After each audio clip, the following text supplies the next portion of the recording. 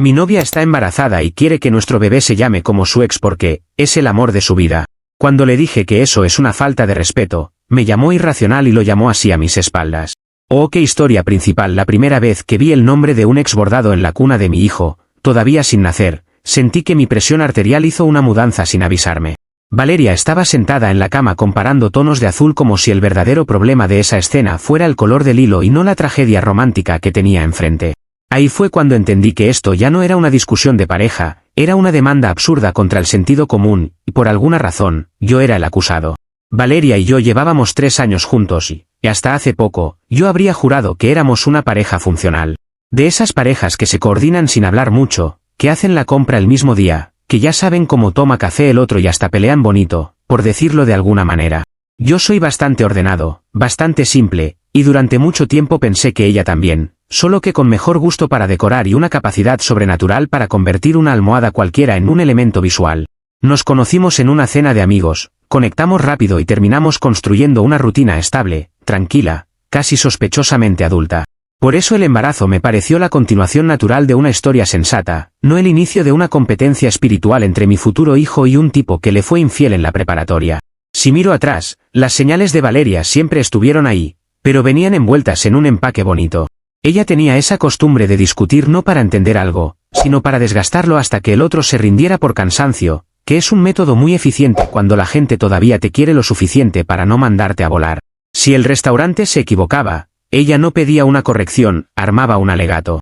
Si alguien decía una opinión cualquiera, ella no respondía, la desarmaba como si hubiera jurado destruirla en un tribunal invisible. Yo durante mucho tiempo lo interpreté como carácter, seguridad, esa clase de cosas que uno romantiza cuando la relación va bien. Ya con la perspectiva adecuada, era menos mujer decidida y más persona que confunde ganar con tener razón. También ayudaba que, hasta el embarazo, sus necedades no habían tocado hueso. Eran peleas domésticas, tonterías de convivencia, mini guerras por cosas como la distribución de los muebles, qué cuadro quedaba mejor en la sala o si el plato beige comunicaba calidez orgánica y el otro mediocridad emocional. Yo me reía, negociaba, cedía a veces, y la vida seguía. Me daba pena convertir cada diferencia en una guerra porque de verdad la quería y porque, en lo demás, funcionábamos muy bien. Habíamos armado una vida compartida con planes reales, y yo no quería ser el hombre que destruye una relación estable porque un día se cansó de discutir por cojines.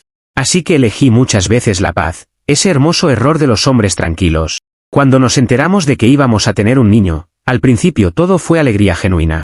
Recuerdo que salimos del consultorio como 2 adolescentes ricos en ilusión y pobres en sueño, hablando de habitaciones, horarios, pañales, nombres posibles. Yo incluso hice una lista torpe en el celular con nombres que me gustaban por razones normales, como que sonaran bien o que no condenaran al niño a recibir apodos horribles en la escuela. Ella se mostró participativa, sonriente, metida en el tema. Nada en esos primeros días me preparó para la escena que vino después, cuando descubrí que para Valeria elegir nombre no era un acuerdo entre padres, sino la oportunidad de imponer un monumento emocional con tipografía elegante. Una tarde llegó a la sala con una libreta, una cara de absoluta seriedad y la energía de alguien que viene a anunciar un golpe de estado decorativo. Se sentó frente a mí, abrió la página y me enseñó una lista de nombres donde solo aparecía uno, como si hubiera consultado a una asamblea de expertos y el país entero hubiese votado de manera unánime. Marcos. Solo Marcos. Ni segunda opción, ni ¿qué te parece?, ni el más mínimo teatro de negociación para que uno crea que participa. Era simplemente Marcos, escrito varias veces, con diferentes tipos de letra, como si la caligrafía pudiera volver respetable una idea demente. Yo me quedé mirándola un par de segundos, esperando el remate. Pensé sinceramente que era una broma rara, un experimento hormonal, una de esas pruebas sociales que la gente hace en internet para medir paciencia masculina. Pero ella estaba demasiado tranquila, demasiado convencida. Entonces le recordé algo bastante obvio. Marcos era el nombre de su exnovio de la preparatoria, el tipo que la engañó con su mejor amiga, dejándole una historia tan vergonzosa que incluso yo me la sabía con lujo de detalles. Ella apenas se encogió de hombros y dijo que eso no tenía relevancia, porque una cosa era el hombre y otra el nombre, y el nombre, según sus palabras, tenía una superioridad estética evidente. Yo pensé que esa frase ya era suficientemente grave, pero Valeria todavía tenía combustible para seguir cavando. Me explicó que Marcos rimaba mejor con nuestro apellido, que sonaba limpio, fuerte, armónico, y que mi rechazo demostraba un nivel preocupante de inseguridad emocional. Según su teoría, yo no estaba defendiendo el respeto dentro de la relación, sino atacando su autonomía como madre por no tolerar que ella tuviera un criterio propio. Lo dijo con una serenidad tan ridícula que por un instante casi parecía razonable, que es como operan las personas que discuten para ganar, te lanzan un disparate con una voz tan firme que tu cerebro pierde un segundo en verificar si el mundo cambió sin avisarte. Yo intenté aterrizar la conversación diciendo que ponerle a nuestro hijo el nombre de su ex no era una preferencia neutra, era una falta de respeto monumental. Ella respondió llamándome irracional y obsesivo, que honestamente es una forma muy elegante de decir no tengo cómo justificar esto, así que ahora el problema eres tú. A partir de ahí, la discusión dejó de ser sobre el nombre y se convirtió en un espectáculo filosófico donde Valeria reformulaba la realidad cada vez que una parte no le convenía. Si yo decía que me parecía humillante, ella respondía que yo estaba sexualizando un nombre. Si yo decía que era ofensivo para la relación, ella decía que yo quería controlar hasta sus pensamientos abstractos. Si le recordaba la historia con el ex, ella replicaba que justamente por eso había resignificado el nombre y ahora era suyo, que creo que es la frase más peligrosa que he escuchado fuera de un culto o de una junta de marketing. Hubo un momento en que la vi defender esa locura con tanta energía que dejé de hablar. No porque me hubiera convencido, sino porque entendí que yo estaba intentando usar lógica en una conversación donde la lógica solo participaba si favorecía su caso. Lo más inquietante fue que no se quedó en teoría. En los días siguientes se empezó a comprar cosas bordadas con ese nombre. Baberos, mantitas, una bolsita para llevar pañales, incluso una decoración de madera para la pared del cuarto que decía Marcos en letras cursivas, como si estuviéramos montando la sucursal infantil de una obsesión mal resuelta. Yo llegaba del trabajo y encontraba otro objeto nuevo con ese nombre maldito, instalado ya no como propuesta, sino como hecho consumado. Cada compra era un pequeño discurso pasivo-agresivo de tela y pegamento. Y ella actuaba con esa calma insoportable de quien ya se otorgó la victoria y solo espera a que el resto del mundo firme por agotamiento. Intenté volver a sentarla para hablar una última vez como adultos. Le dije que no podía aceptar eso, que no estaba dispuesto a normalizar que nuestro hijo cargara con el nombre de un ex suyo, que una cosa era tener gustos y otra faltarle el respeto a la relación con una sonrisa. Valeria respondió con un mini alegato sobre libertad simbólica, maternidad, estética nominal y no sé cuántas materias inventadas más. Yo la escuché, pero por dentro ya estaba cerrando una puerta. No iba a seguir peleando con palabras contra alguien que se había graduado con honores de la Universidad de la Lógica Ajustable. Lo único útil que podía hacer en ese punto era observar, guardar calma y empezar a pensar en límites concretos antes de que su creatividad jurídica le diera ideas peores. Así que eso hice. Dejé de discutir por la vía emocional porque era como reclamarle a una pared que además te corrige la gramática. Empecé a tomar nota mental de cada cosa, de cada compra, de cada frase, de cada momento en que Valeria actuaba como si el niño ya se llamara Marcos por decreto divino y tipografía bonita. Me prometí algo muy simple, no firmar nada, no ceder por cansancio y no dejar que la costumbre me empujara a aceptar lo inaceptable solo para tener paz en la casa. Porque sí, yo estaba agotado, y sí, prefería 1000 veces una vida tranquila. Pero hay un punto exacto en que la tranquilidad deja de ser madurez y empieza a parecer cobardía con decoración minimalista. Comentarios de la historia principal. Usuario Anónimo 1 dice, ¿por qué no le pones de una vez el repuesto y ya ahorran tiempo? Porque honestamente eso de usar el nombre del ex no suena a homenaje estético, suena a secuela emocional con pañales. Hay gente que no supera una relación, pero lo de tu novia ya es querer meterla en el registro civil. Respuesta de la OP, créeme, el problema es que Valeria no lo ve así ni por un segundo. Según ella, que Marcos rime mejor con mi apellido es lo único que importa, como si la estética borrara el contexto y yo tuviera que agradecerle el diseño sonoro del faltazo de respeto. Ya llegué al punto en que siento que estoy discutiendo con una persona que cree que una tipografía bonita absuelve cualquier delito moral. Usuario Anónimo 2 dice, ten mucho cuidado con el registro civil, porque hay mujeres que aprovechan el caos del hospital y hacen el trámite solas mientras el papá anda entre papeles, enfermeras y café frío. No te estoy diciendo que vaya a pasar, te estoy diciendo que ya huele a que lo intentará. Empieza a averiguar desde ya qué derechos tienes y qué puedes dejar listo antes del nacimiento. Respuesta de la OP, eso sí me lo tomo en serio, porque su nivel de terquedad ya dejó de ser una rareza y empezó a parecer estrategia. Mañana mismo voy a informarme bien sobre los trámites y ver qué puedo dejar claro desde antes, porque si algo entendí es que el derecho de padre también cuenta antes de que nazca el bebé. Prefiero parecer desconfiado ahora a terminar descubriendo en una ventanilla que me ganó una discusión por agotamiento administrativo. Actualización 1. Un mes después de todo aquello, la barriga de Valeria había crecido, mi paciencia había adelgazado y yo ya había pasado varias tardes averiguando trámites legales como si me estuviera preparando para una guerra con globos pastel. Gracias al comentario que me dejaron, me puse a investigar cómo funcionaba el registro, qué podía hacer yo, qué no, qué papeles convenía tener listos y hasta qué cosas debía preguntar en el hospital antes del parto. No porque me fascine el derecho familiar, sino porque convivir con Valeria es como vivir con una persona que convierte cada grieta del sistema en una oportunidad creativa. Mientras yo hacía eso, ella seguía actuando como si la discusión estuviera resuelta desde el día 1 y el resto solo fuéramos extras en su documental de maternidad autoral. Confieso que una parte de mí todavía esperaba que, llegada cierta fecha, le diera vergüenza el asunto y recapacitara por puro instinto social. Esa esperanza murió el día del baby shower. Yo ya sabía que Valeria había querido encargarse de casi toda la decoración, cosa que normalmente me parecía bien porque, aunque tiene delirios argumentativos, para las fiestas sí tiene buen ojo. Había elegido una paleta de colores bastante bonita, armó centros de mesa elegantes y hasta logró que mi madre dijera que todo se veía fino, lo cual, en voz de mi madre, ya es casi un doctorado en ambientación. Pero apenas crucé la puerta del salón sentí el golpe. En medio de la mesa principal había un pastel gigantesco, impecable, carísimo, decorado con nubes, estrellas y una frase escrita con glaseado azul: «Bienvenido, Marcos». Yo me quedé quieto un segundo, con esa sonrisa tensa que uno pone cuando todavía no decide si va a reírse, llorar o pedir auxilio. Mis padres lo vieron casi al mismo tiempo que yo y sus caras fueron una maravilla del desconcierto humano. Mi mamá frunció la boca de una manera muy católica, aunque ni siquiera somos tan religiosos, y mi papá hizo ese gesto masculino universal de mirar una pared cercana para no decir lo primero que se le venga a la boca. Del otro lado, la familia de Valeria empezó a murmurar entre sí con la energía de quienes ya conocen el patrón pero igual siguen decepcionándose. Y Valeria, en el centro de todo, sonreía orgullosa como si acabara de inaugurar una escultura pública. Intenté no reaccionar de inmediato porque no quería regalarle el espectáculo. Esa es otra cosa que he aprendido: Valeria disfruta cuando la confrontación le permite subirse a un escenario moral que ella misma construyó.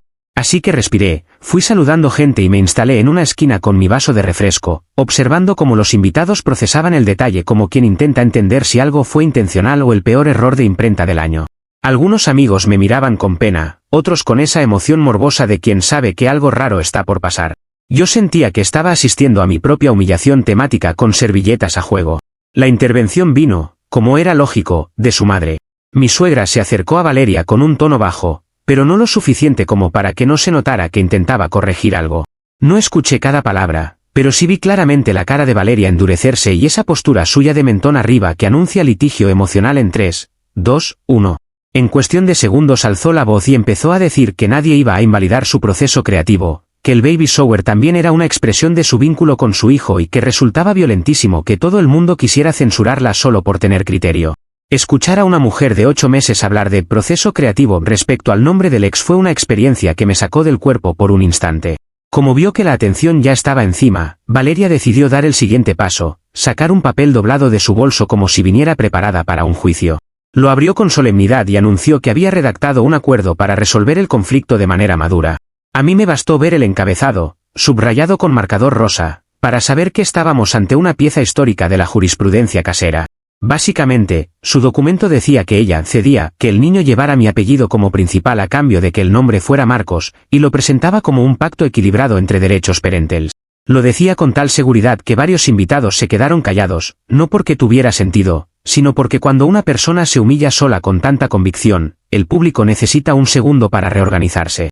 Ella me tendió el papel enfrente de todos, con bolígrafo incluido y esa sonrisa tranquila que usan los secuestradores emocionales cuando creen que ya cerraron todas las salidas. Lo leí por encima, más por incredulidad que por respeto, y confirmé que tenía la misma base legal que un menú infantil. No firmé, por supuesto. Ni siquiera discutí el contenido, porque ya me imaginaba la escena, yo intentando explicar por qué el apellido no es una moneda de cambio y ella transformando eso en una disertación sobre patriarcado ornamental.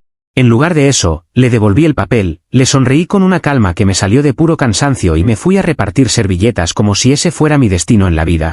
Ese gesto la descolocó más que si hubiera gritado. Valeria está acostumbrada a convertir cualquier oposición en una batalla verbal donde ella reescribe reglas sobre la marcha, así que mi silencio le quitó parte del combustible. Pero no se quedó quieta. Empezó a decirles a los presentes que mi falta de respuesta demostraba que yo no tenía argumentos y que, como todos saben, el silencio otorga. Ahí fue cuando miré las mesas y descubrí que también había mandado imprimir servilletas con el nombre Marcos. Había docenas. Docenas. Mi hijo todavía no nacía y ya parecía patrocinado por la nostalgia tóxica de la preparatoria. Lo interesante fue que su gran número no produjo el efecto que esperaba. En vez de admiración o apoyo, lo que se sintió en el ambiente fue una incomodidad cada vez más espesa.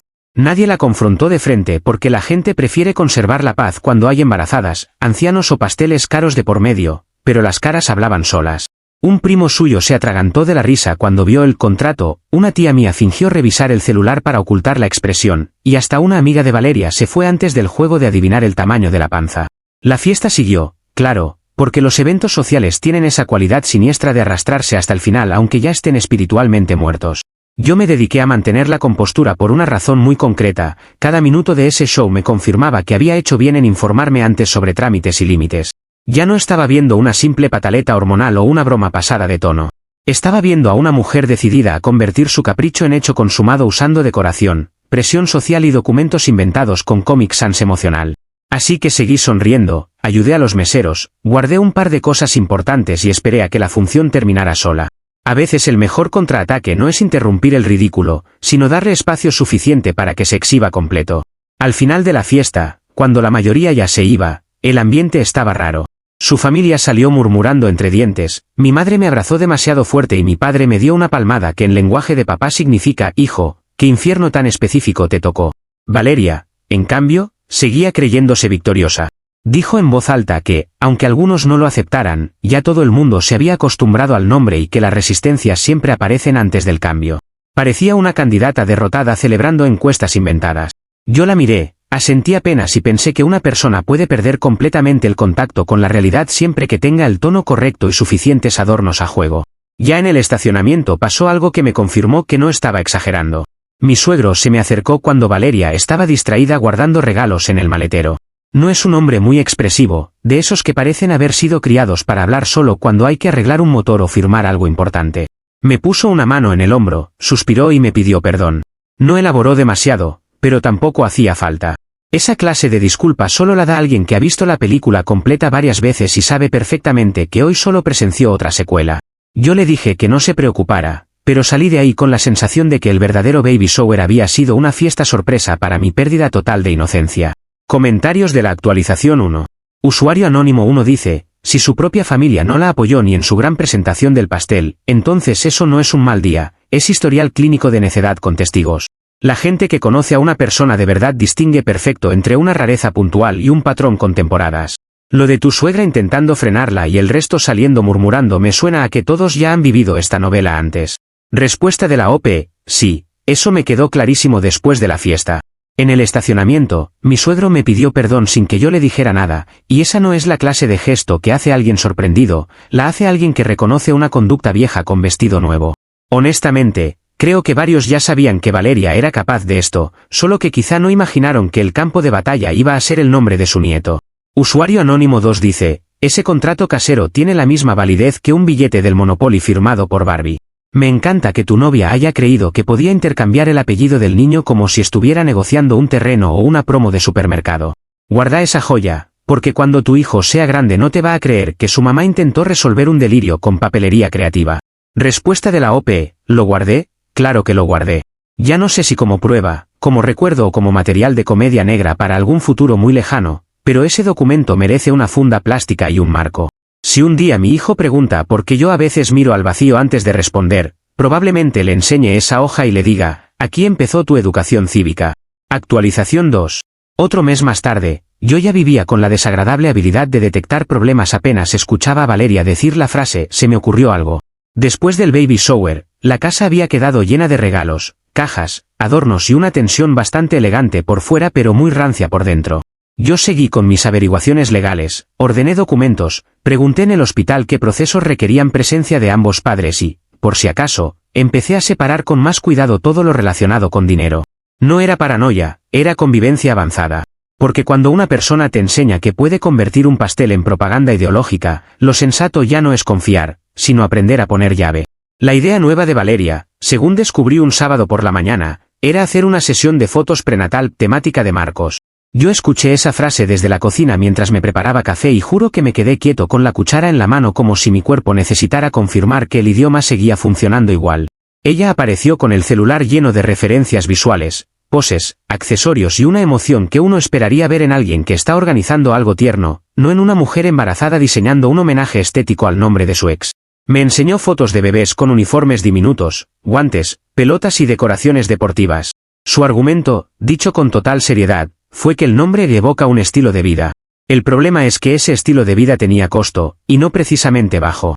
Empezaron a llegar paquetes con una frecuencia que ya parecía campaña electoral, ropita personalizada, adornos con iniciales, una manta temática, zapatos miniatura que un recién nacido ni siquiera iba a usar y accesorios de un equipo deportivo al que, por supuesto, yo ni apoyo ni pienso apoyar, pero que casualmente era el favorito del famoso ex.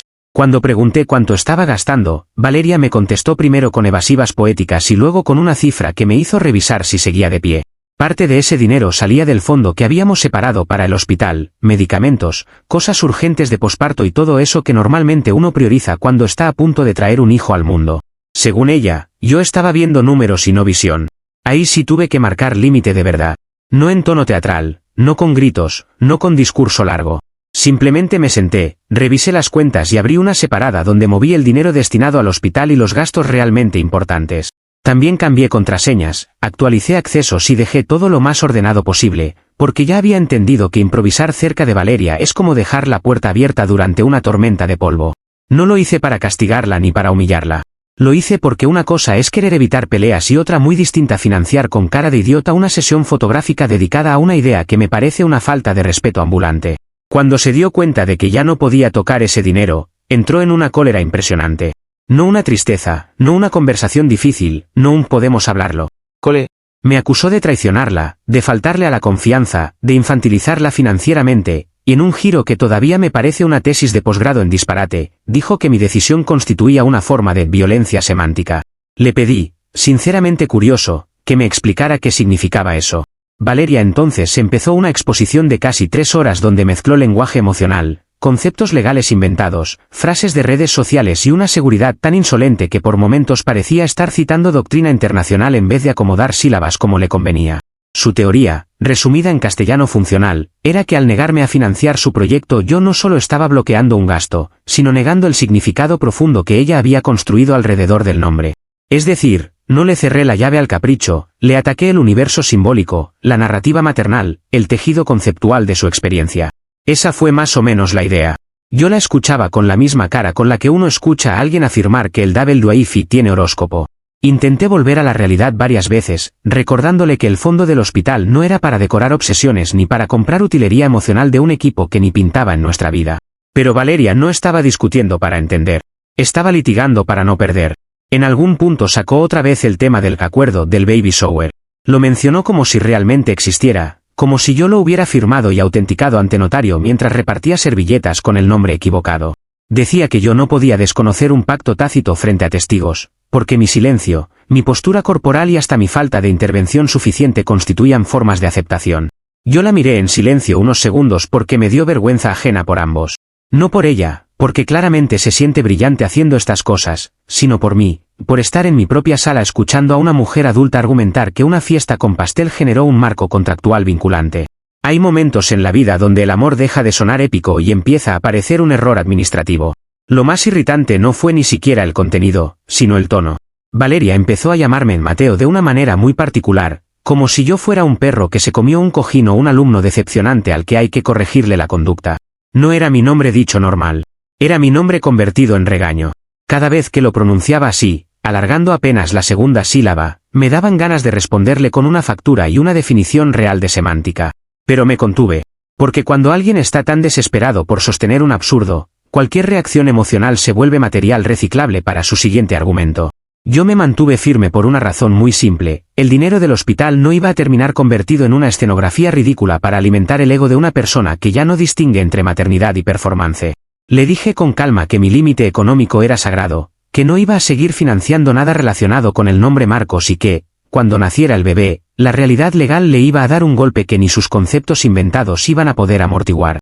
No lo dije en plan amenaza, sino con el cansancio sereno de quien ya se resignó a que la cordura no es contagiosa. Valeria se rió en mi cara. Literalmente. Con una seguridad tan absurda que casi me dio lástima.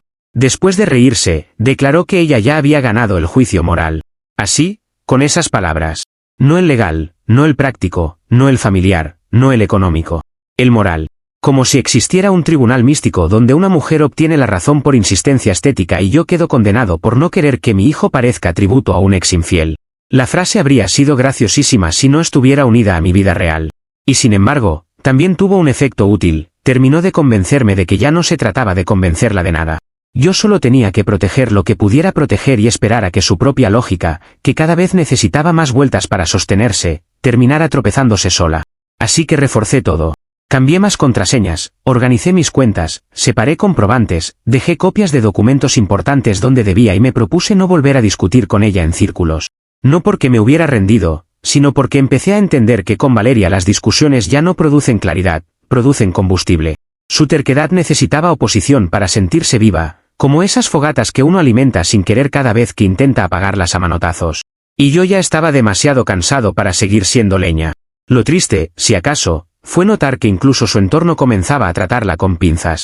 Una amiga suya la llamó mientras yo estaba cerca y escuché cómo Valeria contaba parte de la historia con una versión tan editada que casi parecía otra pareja, otra casa y otro planeta.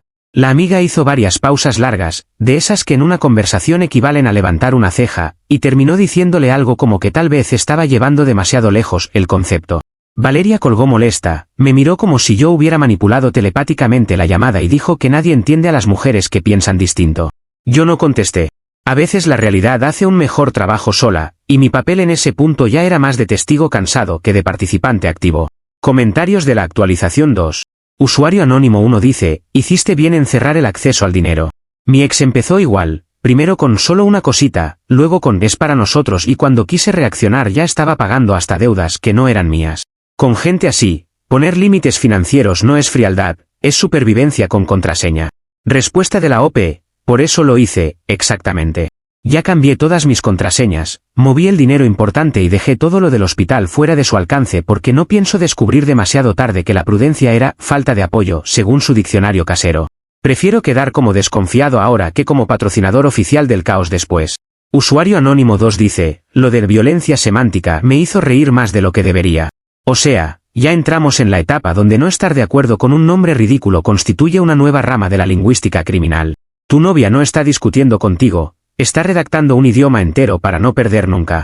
Respuesta de la OP, esa es justo la sensación que me dejó. Siento que Valeria se está inventando un diccionario propio donde todas las palabras significan yo gano y cualquier desacuerdo mío pasa mágicamente a ser una agresión conceptual. Si sigue así, en cualquier momento va a querer que la Real Academia le indemnice por no entenderla. Actualización 3. Una semana después del nacimiento de mi hijo, yo seguía durmiendo poco, funcionando a café y procesando que el caos, finalmente, había encontrado la manera más estúpida posible de cerrarse sobre sí mismo. El parto en sí fue largo, tenso y bastante menos cinematográfico de lo que venden las películas. Yo estuve ahí, acompañando, sosteniendo, trayendo agua, firmando lo que sí correspondía y tratando de que, por una vez, la prioridad fuera el bebé y no el maldito litigio nominal. Durante unas horas pareció posible. Valeria estaba agotada, el niño nació bien, la familia estaba conmovida y por un instante creí que quizá la realidad biológica había logrado lo que ni el sentido común ni el ridículo social consiguieron, bajarle 2 revoluciones. Ese espejismo me duró lo mismo que me tomó salir a buscar algo de comer. Fueron, qué sé yo, 20 minutos, media hora como mucho. El tiempo suficiente para comprar un sándwich malo, café peor y regresar a la habitación pensando que al menos ya habíamos atravesado lo más pesado. Cuando entré, encontré a Valeria con un bolígrafo en la mano, los papeles del hospital extendidos sobre la mesita y esa expresión suya de concentración altiva que siempre antecede a una desgracia. Me dijo que, como yo estaba tardando, había adelantado la parte administrativa para no depender de mis tiempos. No me gustó nada la frase, pero todavía no sabía que estaba a segundos de presenciar cómo una obsesión podía autodestruirse con tinta azul. El origen del desastre fue exactamente el mismo motor que la había llevado hasta ahí, la necesidad enfermiza de ganar. Valeria estaba tan empeñada en dejar consagrado el nombre Marcos, tan poseída por la idea de imponerse aunque fuera en el último momento, que llenó los formularios a toda prisa. Y como cuando ella se pone en modo litigante ya no ve contexto, personas ni consecuencias, escribió con la cabeza metida en su propia película. No solo puso Marcos como nombre, también, en una mezcla de automatismo emocional y estupidez apresurada, escribió el apellido de su ex en lugar del mío. No es metáfora. No es forma de hablar. Le puso al niño el apellido de Marcos. Del ex. Yo primero pensé que estaba viendo mal. Agarré el papel, lo leí otra vez y sentí esa clase de silencio interior que llega cuando el cerebro decide ahorrar energía porque la realidad le parece ofensiva. Le pregunté qué demonios había hecho. Valeria, todavía crecida por su propia audacia, respondió que lo importante era la intención y que esos detalles se corregían fácil. Esa respuesta, en otra circunstancia, me habría hecho gritar. Pero en ese momento me produjo una calma rarísima. Como cuando uno ve a alguien correr directo contra una pared de vidrio y entiende que cualquier advertencia ya llega tarde. Ella no había ganado nada. Acababa de convertir su necedad en un problema documental serio con un testigo institucional en camino. Porque sí, el registrador civil llegó poco después. Entró con esa energía burocrática de quien ha visto demasiadas tonterías como para seguir impresionándose, revisó los papeles y alzó la vista con una cara mezcla de fastidio y cansancio profesional. Le preguntó a Valeria si los datos estaban correctos. Y ahí empezó el verdadero espectáculo. Ella intentó explicarle que el error era más bien interpretativo, que la intención materna superaba la literalidad del formulario y que un funcionario sensible debía poder entender la diferencia entre una equivocación gramatical y una verdad emocional. Yo estaba de pie al lado de la cama viendo cómo mi novia le hablaba de autonomía interpretativa a un señor cuya alma probablemente murió en 2014 entre partidas de nacimiento y divorcios mal llenados. El hombre la dejó hablar un poco, quizá por educación o quizá porque estaba tratando de identificar la dimensión exacta del problema. Luego le explicó, con una paciencia helada, que si ella quería corregir un formulario donde el niño aparecía asociado al apellido de otro hombre, el asunto no se resolvía con poesía jurídica.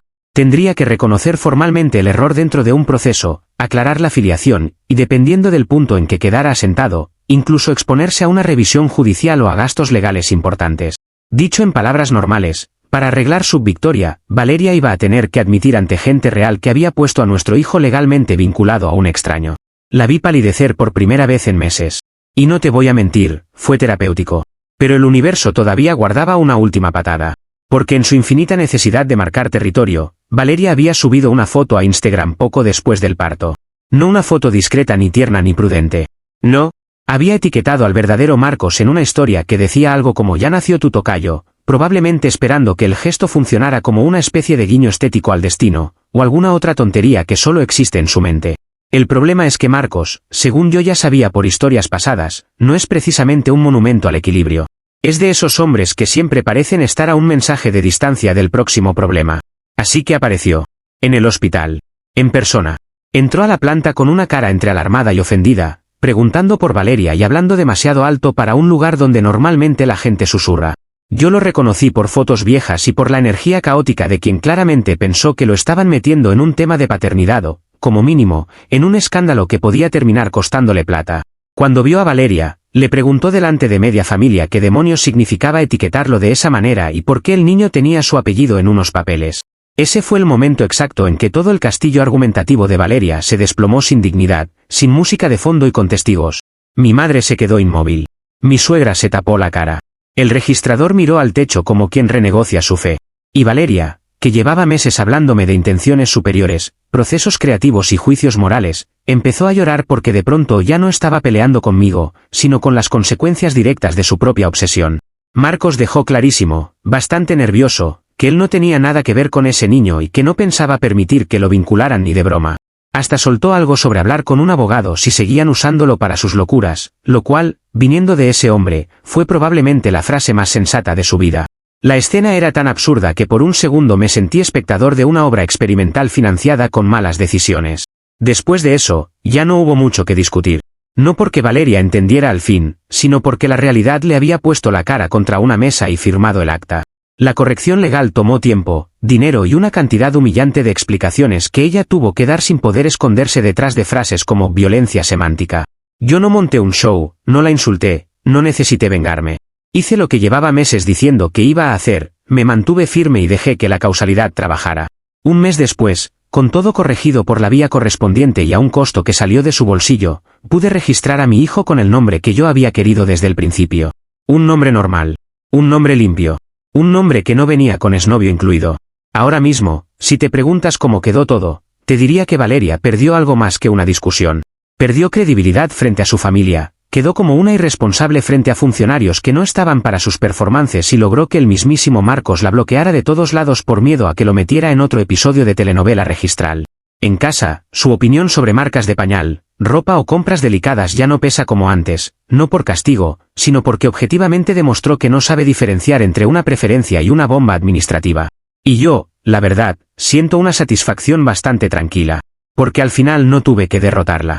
Solo me senté a ver cómo su propia lógica la destruía a ella sola.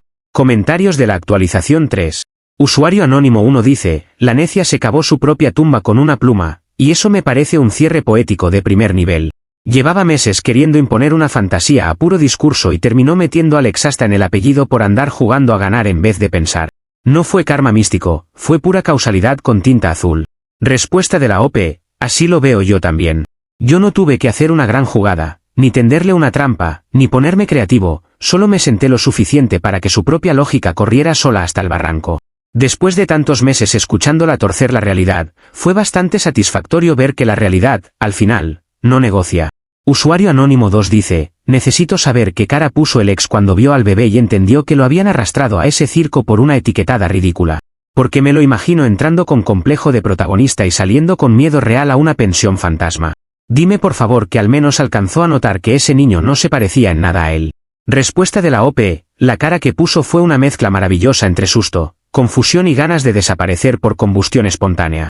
Miró al bebé, miró a Valeria, miró los papeles y se notó clarísimo que estaba haciendo cálculos mentales para confirmar que no lo iban a encadenar legalmente a una locura ajena. Y sí, cuando vio al niño, le bastó medio segundo para entender que lo único suyo ahí era el problema que Valeria le había inventado.